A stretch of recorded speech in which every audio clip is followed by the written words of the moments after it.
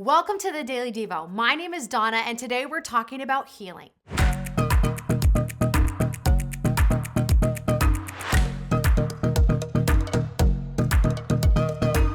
Continuing in our series, Questions Jesus Asked in the New Testament, today we're going to dive into the profound question our Savior asks in the Gospel of John, chapter 5, verse 6. Do you want to be healed? Let's read the verse together.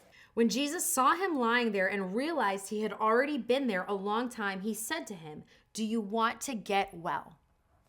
Let's get some context. In this passage, Jesus encounters a man who had been paralyzed for 38 years. This man laid by the pool of Bethesda, where the sick gathered in hopes of being healed when the water was stirred. Yet despite his proximity to a potential source of healing, this man remained in a state of affliction.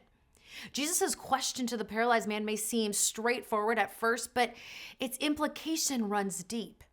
Do you want to be healed? It's a question that challenges us to examine our own hearts and desires. Why did Jesus ask this question? Wasn't it obvious that the man wanted to be healed? Perhaps not. Consider this. This man had been in this condition for 38 years. Over time, he might have grown accustomed to his circumstances, resigned to his own fate, or even fearful of change. Jesus, in his divine wisdom, knew that true healing goes beyond physical restoration. It requires a willingness to embrace change and step into the unknown. Today, we too may find ourselves in situations where we long for healing, whether it be physical, emotional, or spiritual. But like the paralyzed man, we must confront Jesus' question.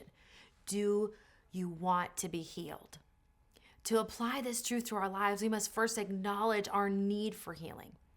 Sometimes we become so accustomed to our pain and brokenness that we fail to see it. Jesus invites us to bring our burdens to him and to lay them down at his feet and to trust his power to heal.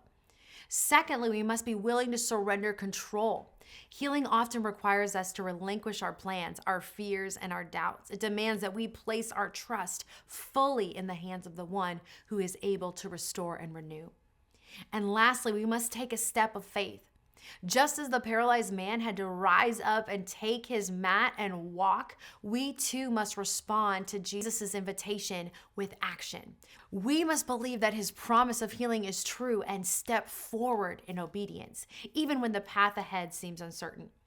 As we reflect on Jesus' question to the paralyzed man, let us examine our own hearts and respond with honesty and faith.